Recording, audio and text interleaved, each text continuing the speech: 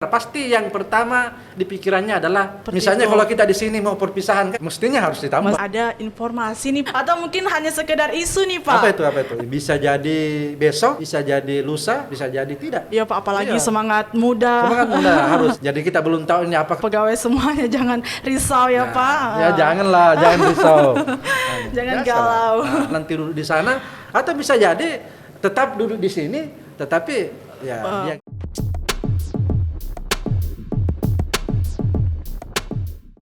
Hai sahabat Laikas, Assalamualaikum warahmatullahi wabarakatuh.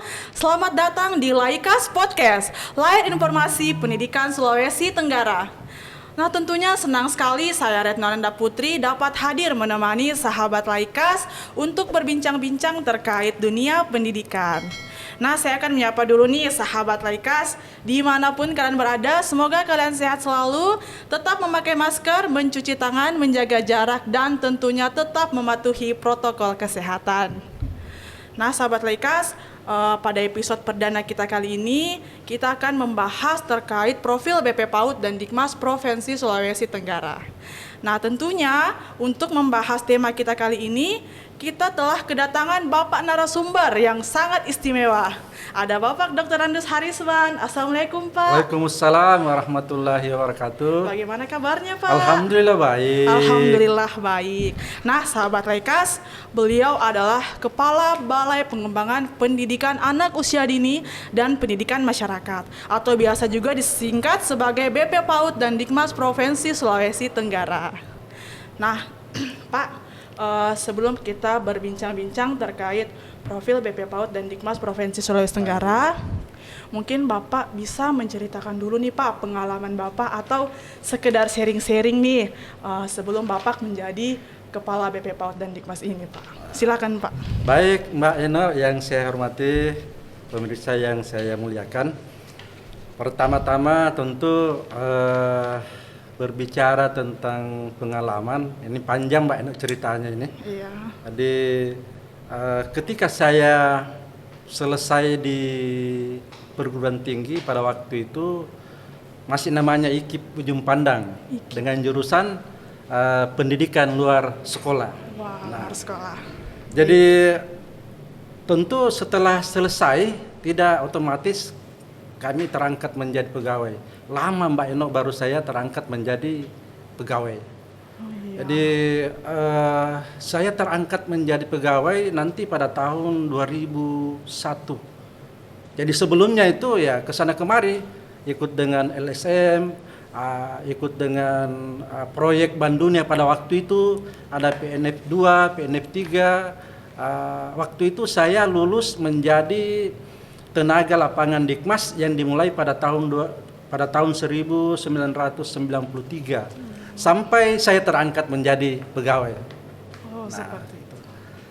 Nah, memang sebenarnya apa yang menjadi misi utama pendidikan non formal memang dari awal ketika saya bekerja di proyek PNF 3 itu memang sudah sedikit punya pengalaman ketika nanti terjun menjadi pegawai. Karena waktu itu saya sudah menangani yang namanya masih namanya playgroup. Jadi waktu itu belum namanya PAUD. Jadi TK kemudian ada namanya playgroup. Playgroup Nah, ya Pak. Kemudian saya juga menjadi pilot project untuk program pendidikan kesetaraan. Iya. Waktu itu namanya paket A dan paket B, belum ada paket C. Ya, kemudian juga program-program lain, terutama menyangkut tentang pemberdayaan masyarakat. Pemberdayaan masyarakat. Wah, ternyata perjalanan Bapak sampai sekarang ini luar biasa ya Pak. Sebelum menjadi Kepala BP PAUD dan Dikmas ini Pak. Alhamdulillah, syukur. Ya. Iya Pak. Baik, terima kasih Pak. Pak, seperti yang kita ketahui bahwa BP PAUD dan Dikmas ini menyelenggarakan program pendidikan anak usia dini dan pendidikan masyarakat. Nah, mungkin Pak bisa dijelaskan sedikit Pak visi misi dan tupoksi dari BP PAUD dan Dikmas ini Pak. Ya, Mbak Eno, saya pikir sebelum kita berbicara jauh tentang visi misi, mungkin saya akan menjelaskan dulu kenapa mesti saya ketemu dengan Eno di sini? Iya, Ya. Pak. Kenapa mesti saya ketemu dengan Eno di Sulawesi Tenggara? Iya. Nah, sebenarnya begini Mbak Eno. BP PAUD dan Dikmas itu memang cukup panjang ceritanya, dan selama saya menjadi pegawai itu sudah 5 kali kalau saya tidak salah berubah namanya. Oh, seperti itu. Dulu namanya BPKB. BPKB. BPKB. Ah, Kemudian BPKB itu hampir ada di setiap provinsi, baik. termasuk di Sulawesi Sulawesi Tenggara ini. Tenggara, Ada ya. BPKB Sulawesi Tenggara. Iya. Nah, kemudian setelah tahun 2001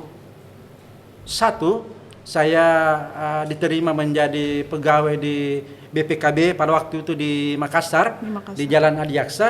Iya. Tahun 2003 berubah namanya. Berubah namanya Menjadi BP Balai Pengembangan Pemuda, BPPLSP, BPPL. Balai Pengembangan Pendidikan Pemuda dan Olahraga ya. Saya lupa namanya. Oh, iya. BPPLSP. Ya, Iya, Pak. Balai Pengembangan Pendidikan Luar Sekolah Pemuda dan Olahraga. Dan olahraga, Ya. oh, baik. Nah, di situ berubah terus.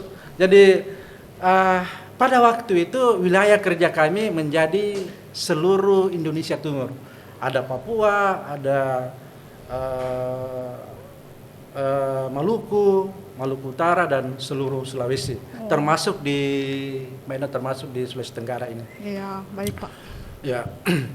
Kemudian selanjutnya seperti saya katakan tadi bahwa setelah keluar peraturan pemerintah, undang-undang tentang pemerintah daerah, Iya, Pak. bahwa di situ dijelaskan bahwa urusan tentang pendidikan masyarakat dan pendidikan anak usia dini itu diserahkan kepada pemerintah kabupaten kota. Pemerintah kabupaten kota. Nah, Ya. secara otomatis keberadaan BPKB itu sudah tidak sejalan dengan aturan yang ada.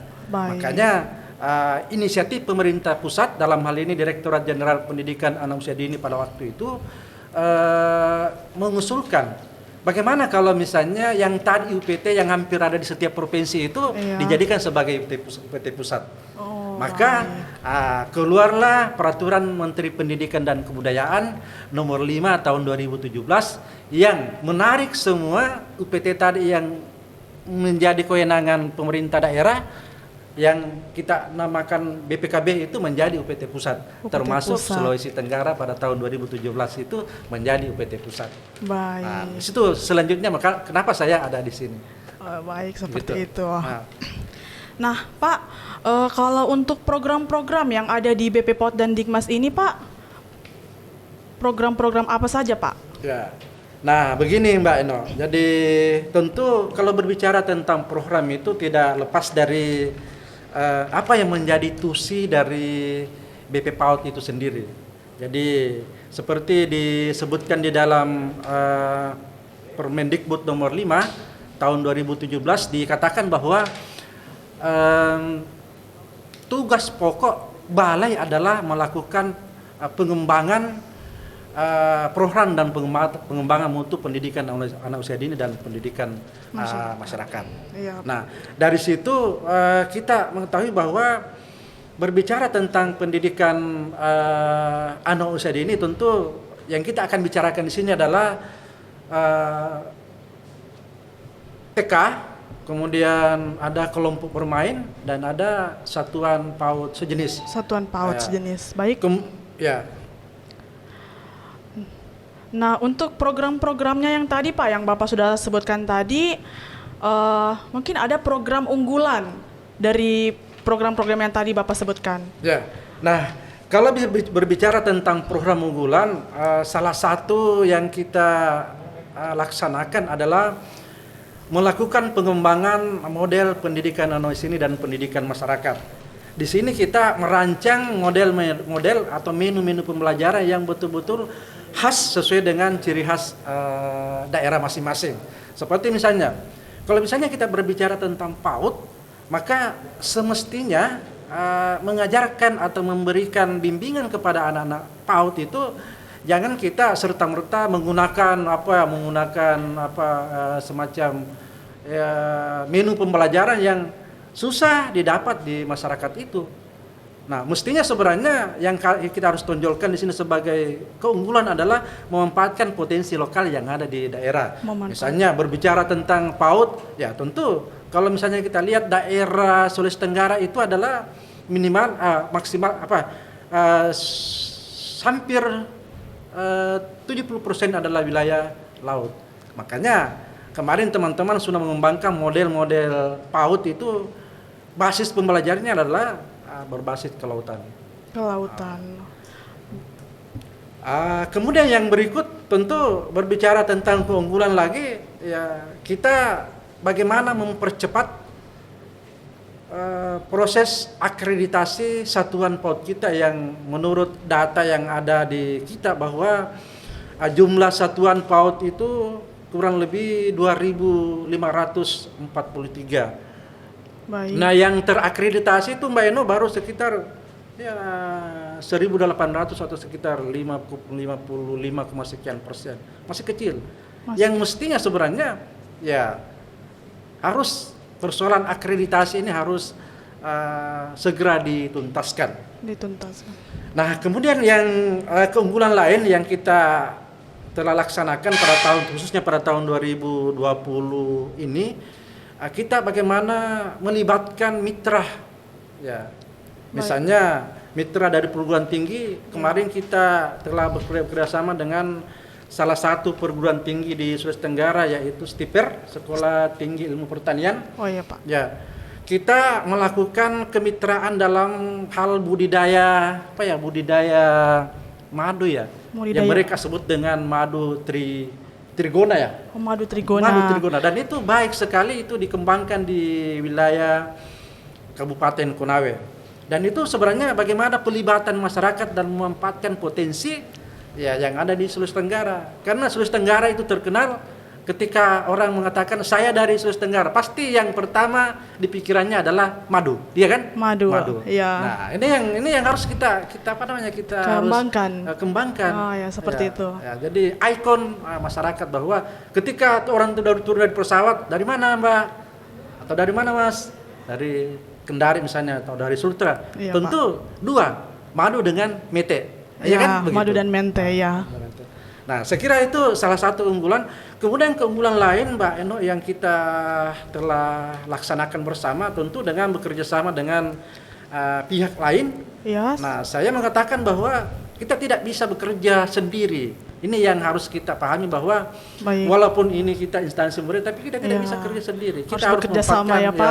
Orang-orang atau pihak luar. Iya. Misalnya kemarin kita telah melakukan kerjasama dengan salah satu komunitas komunitas literasi yang ada di Sulawesi Tenggara. Oh baik. Jadi, seperti itu ya, komunitas literasi Pak. Iya, kita rangkum, kita ajak mereka datang. Apa sih yang mereka kita bisa sharing dalam kegiatan-kegiatan bagaimana meningkatkan literasi masyarakat. Dan itu memang menjadi disambut baik dengan kalangan-kalangan penggiat literasi. Oh iya. Nah mungkin Pak dalam menjalankan program-program tersebut mungkin ada kendalanya Pak, apalagi di saat masa pandemi seperti ini Pak. Mungkin ada kendala-kendalanya Pak. Tentu Mbak Eno ya, kita semua merasakan bahwa pandemi COVID ini semua berpengaruh di hampir semua lini ya terpengaruh dengan persoalan ini. Ya, tetapi Mbak Eno ya, kita tidak bisa harus berdiam diri. Harus kita lawan itu. Kita lawan ya harus Pak. kita lawan. Iya.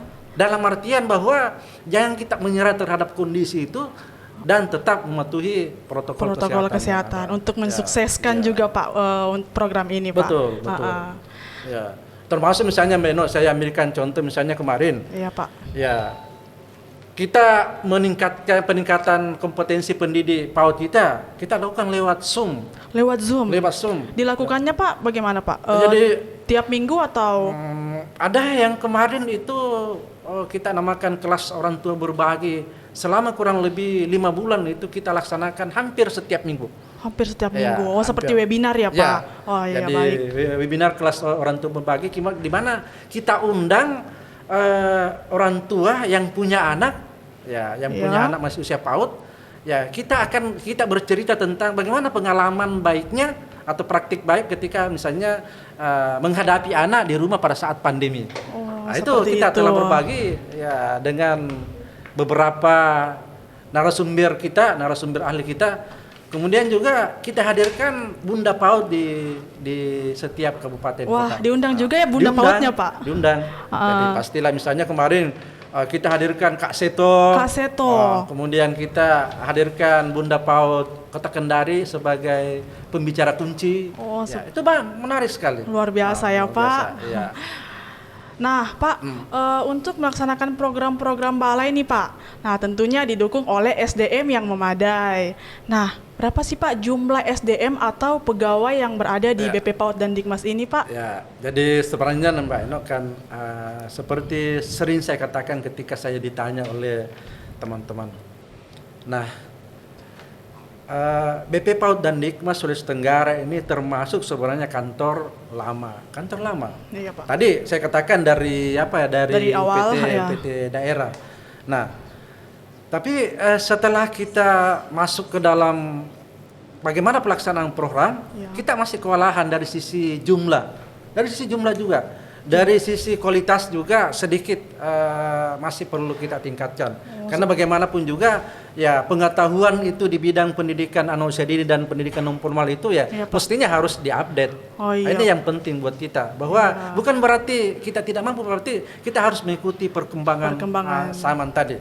Nah, kalau misalnya bertanya tentang jumlah, kita di Sulawesi Tenggara ini sebenarnya sudah lumayan. Jadi jumlah kita itu sekitar 40, kemudian jumlah tenaga fungsional itu sekitar 15 orang. 15 orang. Ini sudah termaksud dengan honorer ya, Pak? Itu belum. Oh, belum. Jadi sebenarnya tenaga honorer ini kita sebenarnya sangat terbantu dengan teman-teman dan adik-adik karena bagaimanapun juga saya mengatakan bahwa mengerjakan pekerjaan yang memang cukup berat, kemudian wilayah kerja kita yang cukup luas. Ya nih Mbak Eno 17 kabupaten kota yang kita harus tidak jangkau. Mudah ya, Pak. Tidak mudah. Dan itu berada di 3, ada di daratan, ada di di terpencil, kemudian ada desa terpencil ya. Ya, ada di daerah pesisir dan kepulauan. Ya. Baik. Nah, berarti jumlah pegawai ini, Pak, sudah cukup menurut Bapak atau bisa ditambah lagi atau bagaimana, Pak? Mestinya harus ditambah. Mestinya harus ditambah ya. Jadi saya sampaikan kepada adik-adik atau teman-teman bahwa yang masih muda, yang di bawah 30 tahun, ya sekolah, ya harus mengambil jenjang pendidikan yang lebih tinggi lagi. Iya, baik. Kemudian ya sekarang kan tidak susah Mbak Eno yang namanya pengetahuan terutama teknologi pembelajaran. Tidak susah sekarang. Kita buka saja Iya, Pak, apalagi semangat muda. Semangat muda harus.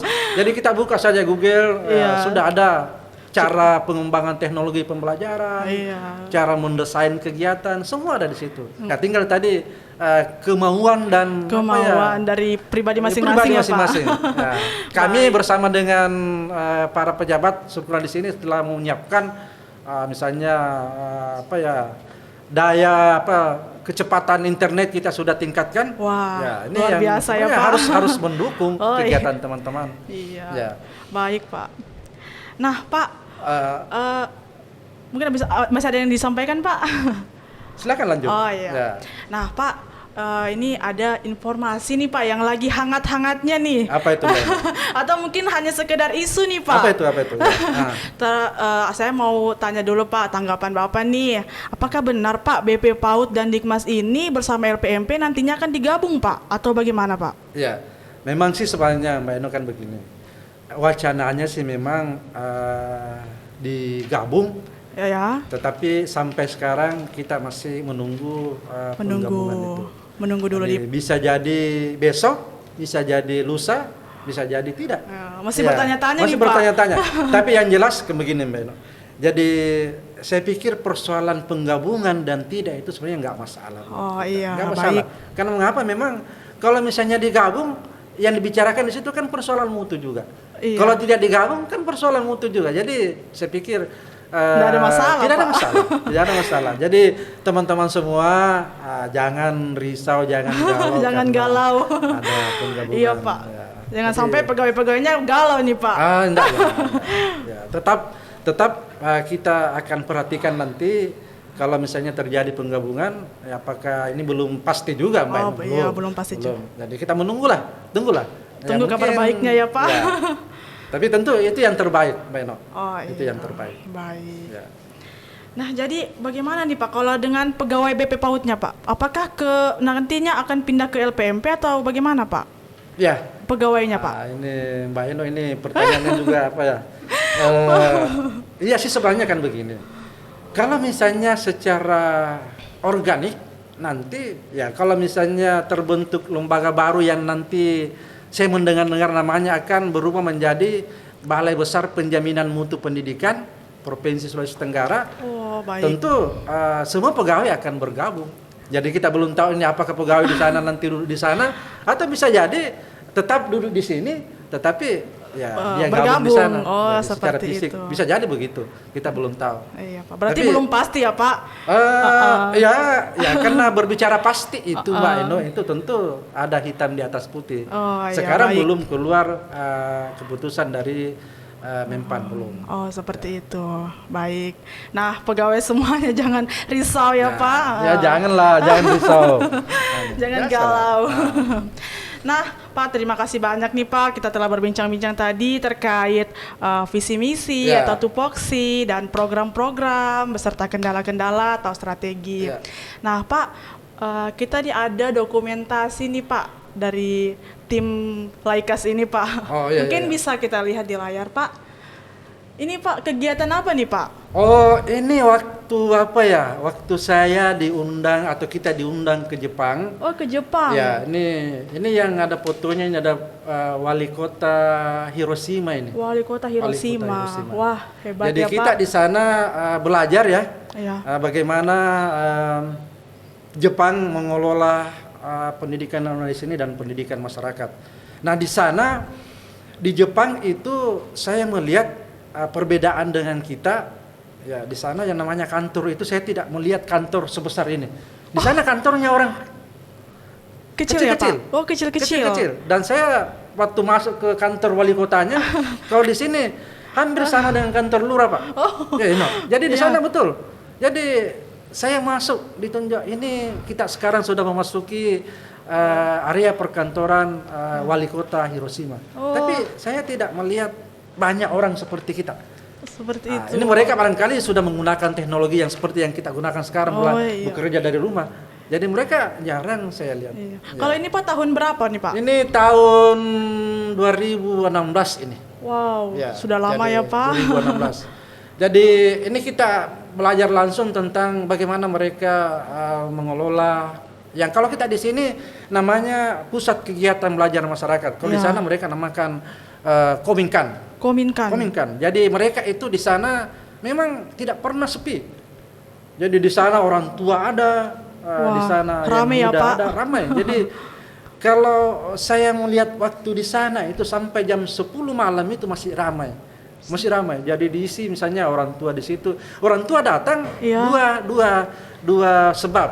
Pertama, mereka datang untuk menimba pengetahuan baru. Wah, luar Kemudian biasa. yang kedua, mereka datang menularkan pengetahuannya kepada orang. Nah, ini yang jarang kita lihat di sini. Wah, Jadi orang Jepang itu persoalan budaya itu memang tidak pernah putus. Karena mengapa? Yang tua tadi rela menyiapkan waktu untuk berbagi pengalaman kepada generasi-generasi baik. selanjutnya. Iya Pak. Kalau yang ini Pak, foto yang selanjutnya. Oh, ini ya, ini sebenarnya Ini masih ada rangkaian anak-anak ya, dengan Pak. tadi. Nah, ini memang di Jepang itu Mbak Eno Iya. sedikit berbeda dengan PAUD yang kita di sini. Di sana betul-betul memang hampir tidak ada di dalam kelas. Saya melihat begitu. Di luar kelas. Di luar kelas. Oh, mereka mengadakan apa Pak? Ya, tergantung misalnya tema hari ini misalnya tentang pertanian. Makanya di sekitar kampus atau sekolahnya itu ada tanaman padi, ada sawah, Jadi mereka memang langsung melihat di situ. Wah, terjun beda. langsung ya, Pak? Iya, terjun langsung. Nah, misalnya begini, ini juga saya mengatakan kepada kita semua. Iya, Pak. Saya betul dugaan saya bahwa 20 tahun ke depan, pada waktu saya mengatakan bahwa 20 tahun ke depan, bulu tangkis itu akan ke Jepang. Karena mengapa di sana saya lihat anak-anak yang bayangkan aja Mbak Eno, yang sekecil begini pada saat belajar olahraga sudah pegang raket. Pegang raket ke sana jalan. Iya. Luar biasa ya, Pak. Jadi kalau kita di sini kan bercerita saja begitu tidak sama. Iya. Berarti mereka di sana luar biasa Luar ya, biasa. Pak. Dan di sana saya tidak melihat seperti di sini kita membeli mainan-mainan, di sana tidak. Fokus belajar, Pak. Tidak, menggunakan Teknologi. apa yang ada. Oh, seperti Misalnya itu. kalau kita di sini mau perpisahan kan, kebetulan waktu itu ada satu pusat pautnya perpisahan. Saya tidak tahu apa yang dibikin orang tuanya di situ. Ternyata kalau kita di sini kalau mau perpisahan, orang tuanya sibuk ke salon bawa anaknya, bikinkan baju. Di sana tidak, menggunakan yang ada apa saja, ya, Pak. kertas kresek dibuat seperti baju. Wow. Oh itu luar biasa. Ini perbedaan Kreatif dengan ya, Pak. Kreatif sekali. Iya. Ya. Kemudian di sana Mbak Eno, perbedaan berikutnya. Di sana orang tua itu betul-betul berbagi pengalaman. Dan Baik. hampir setiap hari mereka datang mengantar anaknya juga sekaligus sebagai volunteer. Volunteer, Iya. ya. Dan bersedia mengajar. Jadi di sana satu PAUD saja yang besar itu paling 2 saja gurunya di situ. Yang lain itu adalah orang-orang tua yang datang mengantar anaknya, Orang tua. dia menjadi volunteer. Kalau kita di sini kan serba mau digaji, serba mau apa. macam-macam. Berarti orang tuanya juga, Pak, turut Iya. berpartisipasi nih, Pak. Ini yang sebenarnya yang masih harus perlu kita Iya. kembangkan di apa namanya di Dunia pendidikan. di dunia pendidikan PAUD Iya. di Indonesia. Ini misalnya kita lihat ini Iya, kalau saya Pak. tidak salah pasir ini. Pasir. Semua. Ya. Dan di sana tidak ada istilah mau takut kotor, mau nggak ada seperti itu. Iya. Tapi memang tetap sih persoalan safety itu sangat juga dijaga, terutama keamanan anak-anaknya. Iya, Pak. Ya. Luar biasa ya mereka, Pak. Nah, kalau yang ini, Pak, foto selanjutnya. Ini Wah, kepramukaan hanya nih, ini Pak. saya dulu memang Mbak Eno, saya waktu masih sekolah dulu SMP, ya memang sering ikut-ikut kegiatan pramuka dan saya suka itu. Suka, Pak. Ya. Hobi apa? Hobi. Heeh. Jadi pada saat saya di Makassar dulu, ketika misalnya tidak terlalu banyak pekerjaan Mbak Eno, saya ajak teman-teman, termasuk Pak Kasubag kita itu, ajak ke pulau, kita persami atau perjusami. Nah, saya juga mau merintis di sini dan itu alhamdulillah sudah direspon oleh pemerintah Daerah. Kabupaten Konawe. Iya. Dalam hal ini Korcapnya telah merintis Saka Widya Budaya Bakti tingkat Kabupaten Konawe. Dan yang dilihat ini pada saat kita pengukuhan ya, Iya, Pak. pengukuhan pengurus Saka Widya Budaya Bakti cabang Kabupaten Konawe. Itu ada Mbak Pince. Ya, ini ada siapa, Pak? Pak Pince, ketua Korcap. Warcap. Ya. Kemudian ada Yang di sebelahnya, Pak. Ada Kak Suryadi. Kak Suryadi. Ini Kak Suryadi ini ketua Mabicap di Konawe. Kemudian di sana juga ada Di samping Bapak ya. ada ketua juga ketua bidang kalau saya tidak salah Kak Jupri. Ya, kemudian di belakang itu adalah para pengurus. Saka Widya Budaya Bakti tingkat Korcap Kabupaten Konawe. Dan ini yang paling gagah ini Kasubagnya Mbak Eno ini yang Oh, paling yang ini gagah. Kasubag ya, Pak. ini Iya, Kasubagnya Kasubag Mbak BP Eno. PAUD dan Iya. Dikmas Sulawesi Jadi pada waktu Tenggara. itu sama-sama kita mengikuti Kegiatan ini ya, Pak. kegiatan pelantikan dan pengukuhan Saka Widya Budaya Bakti Korcap Baik. Konawe. Wah, luar biasa ya, Pak. Jadi sebenarnya begini Mbak Eno, saya insya Allah ke depan ini kita juga akan merintis di sini, sudah mulai gaungnya juga pramuka, juga di Kolaka kita sudah kukuhkan. Iya. Nah kemudian mungkin nanti setelah Ramadan ini kita akan setelah Lebaran kita akan membentuk juga di Kota Kendari. Kita Iya, sudah diskusi dengan teman-teman dari Korcap Kota Kendari.